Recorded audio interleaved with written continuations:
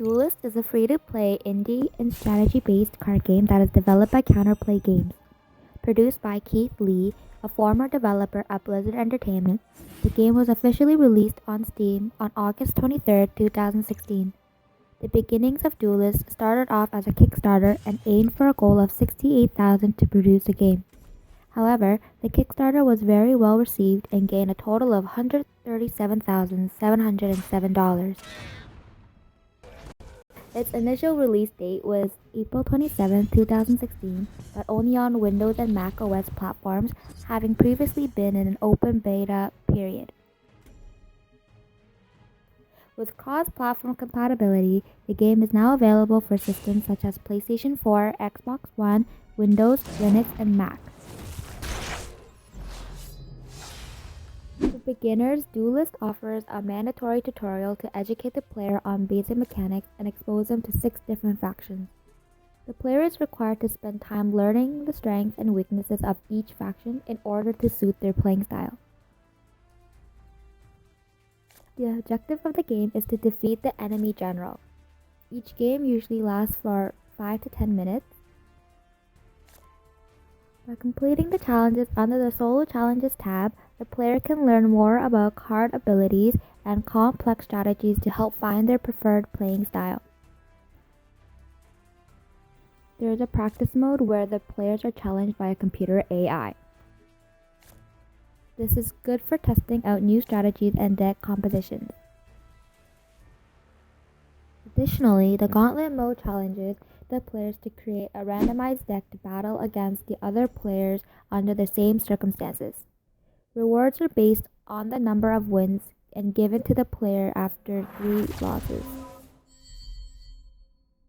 In Season Ladder, the player is challenged by other real players and is rewarded based on the ranking they achieve after each month.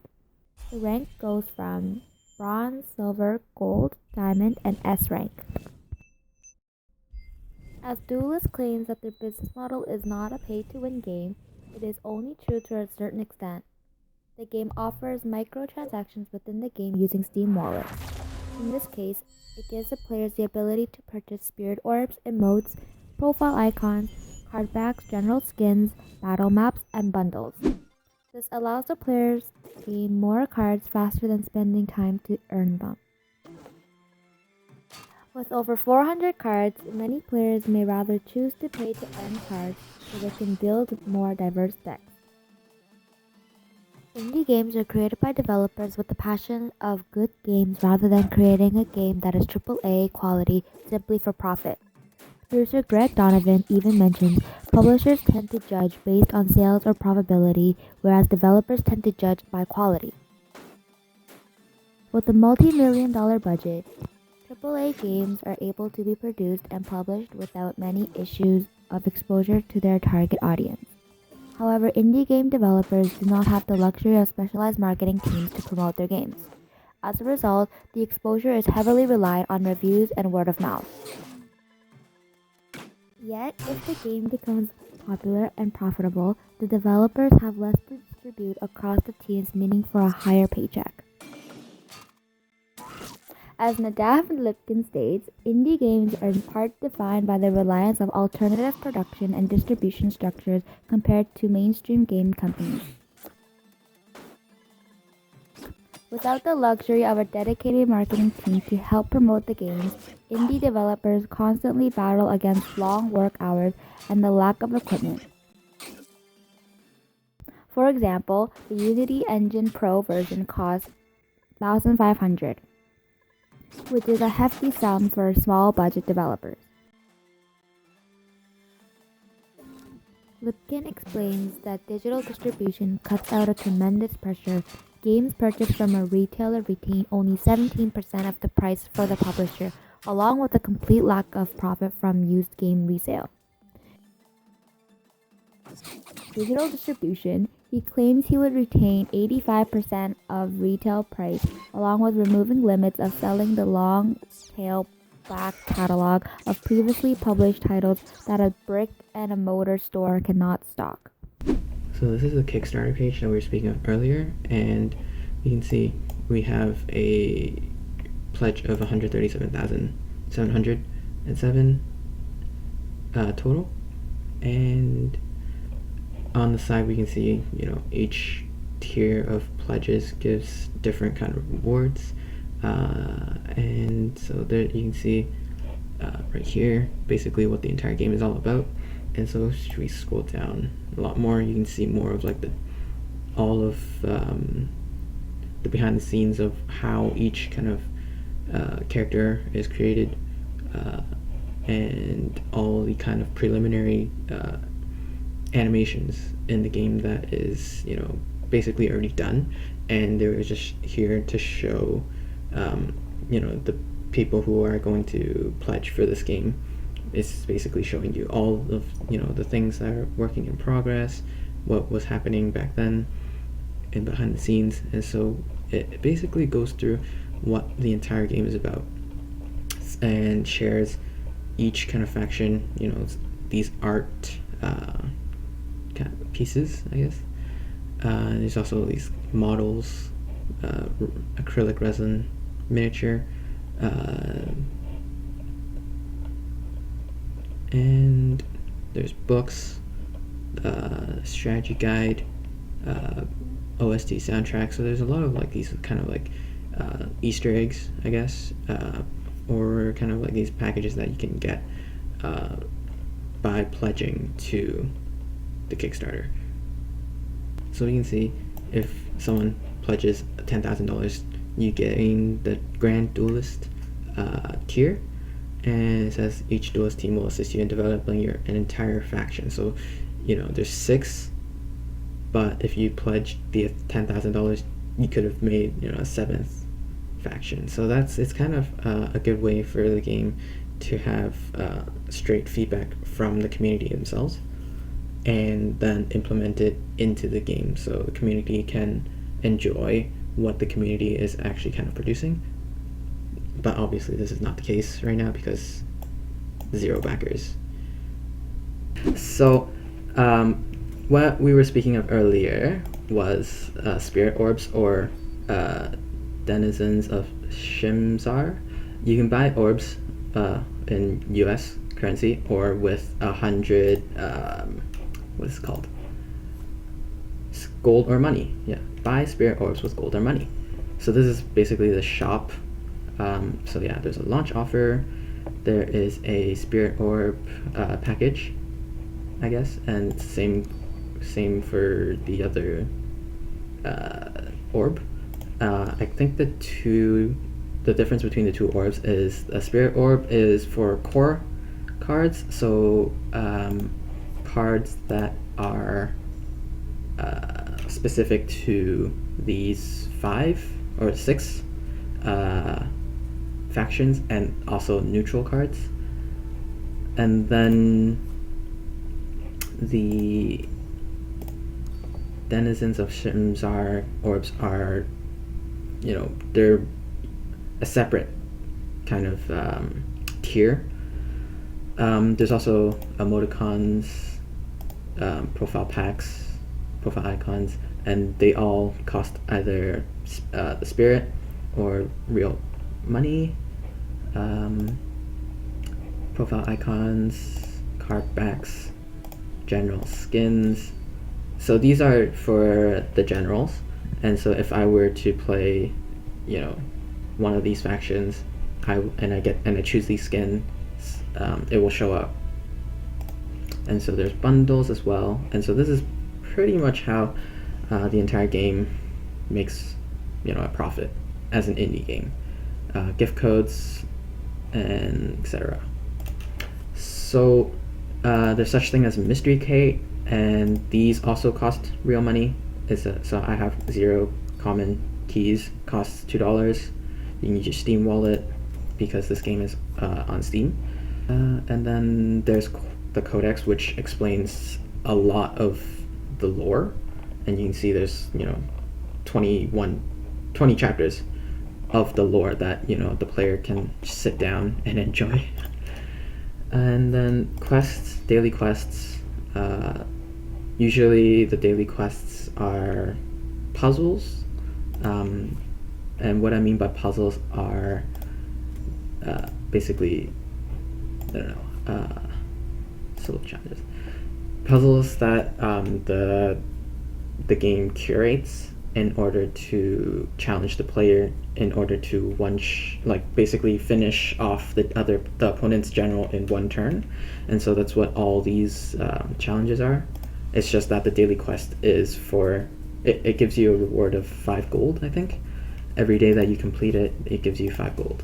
And so I've already completed the solo challenges. I don't know if Jeffrey has, but it's a good way to educate the player, and it also puts the player in different scenarios and challenges the player to finish off the general in one turn.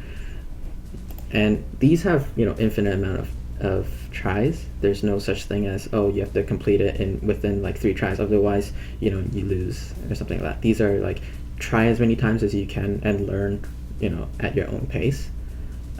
Season ladder is basically where the entire player versus player aspect of the game is. Practice is just against player versus the computer or an AI.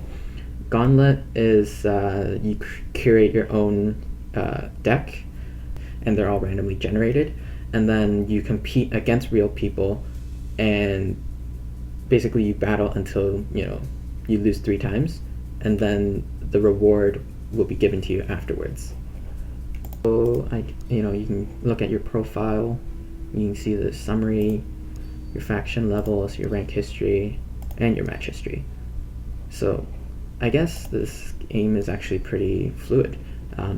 It pretty much shows you everything that you really need to know. And after each month, let's say this month I have a rank of 19, November 2016, rank 19. I am currently in the silver tier.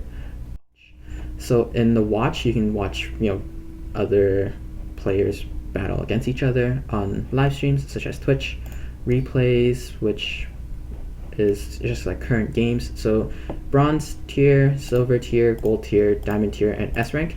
And these ranks are good for just learning how to play.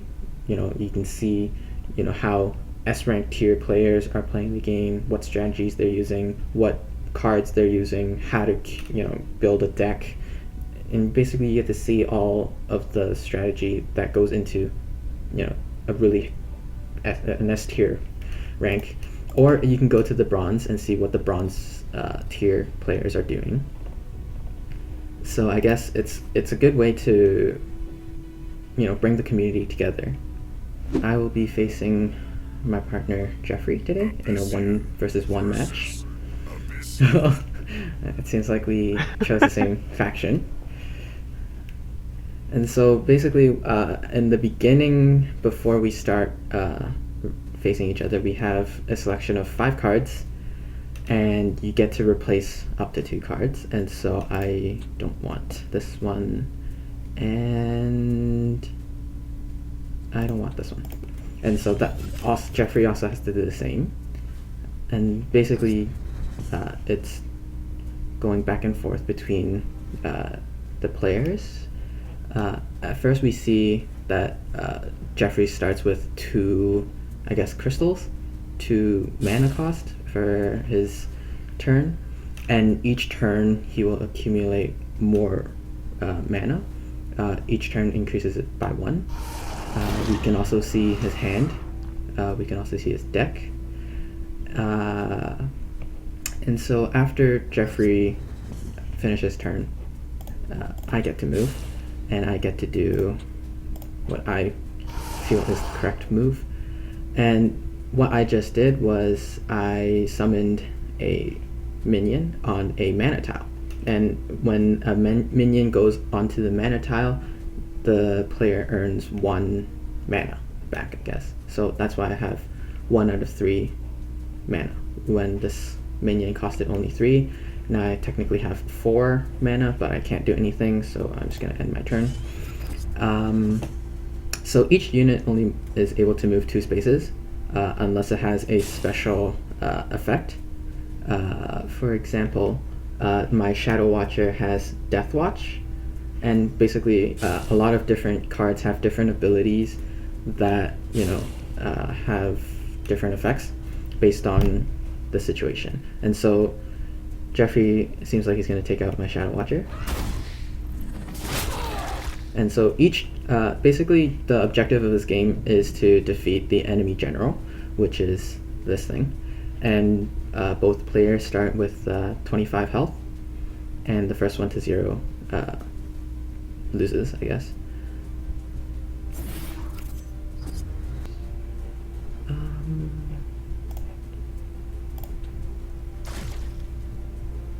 So for opening Gambit, it says gain 2 random abilities, and random abilities are from the list of abilities that each minion can have.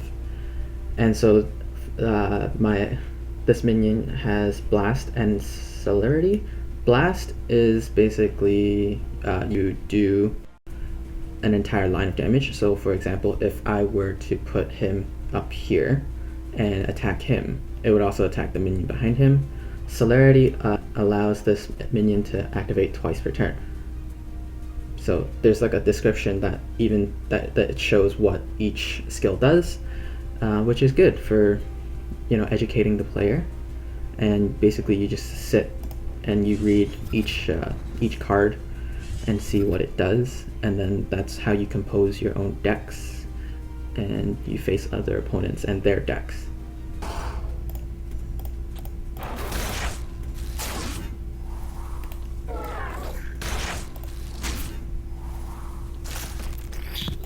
So yeah, Death Watch gains +1 attack and health for everything that dies, and then whenever a friendly minion attacks, restore 1 health to your general.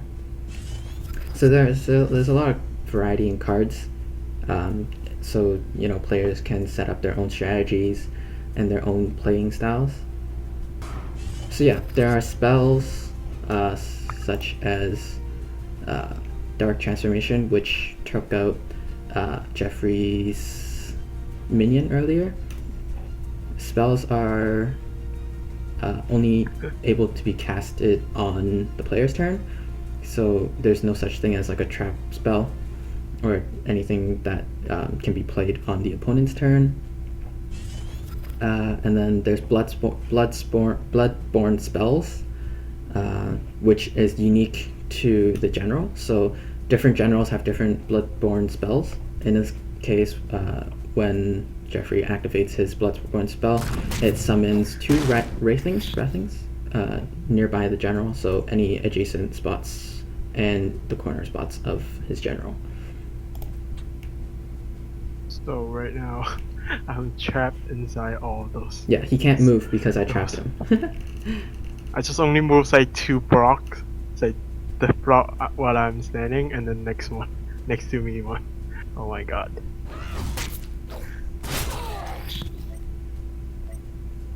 Yeah, so there's a timer. So if so that way, timer. yeah, nobody gets nobody has to wait for too long. Okay, Jeffrey, are you ready for this play? Nope.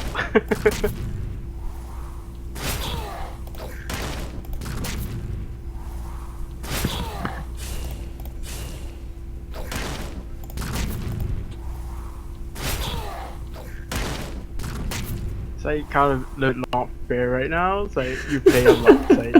It's like This what is so I see fair. on Steam. This is totally It's like fair. you play 7 hours, and what I'm just 4 hours, and you got some badass deck. It's like the red guy. It's like keep healing, and all my deck is just kind of the same, repeating and coming out. Yeah, so obviously when you play more, you earn more cards, you earn more different abilities and stuff. So it's kind of unfair for Jeffrey because I have more experience. But this is how the game is, like the nature of this game. This is how it is. Or I can pay the real money to buy something.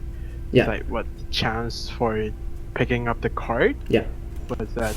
So that you can pay actual money to earn more cards. So at this point, I'm just really toying with Jeffrey.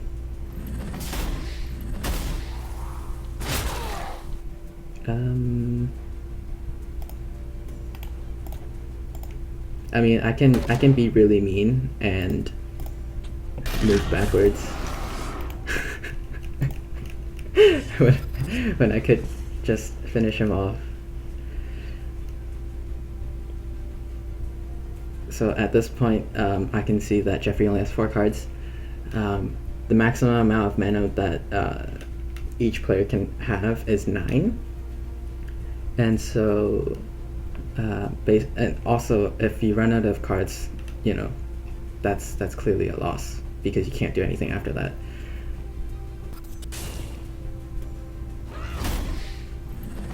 So, yeah. Yeah, because they kill me, like the attack is like 25, but my HP is just 3. Mm-hmm.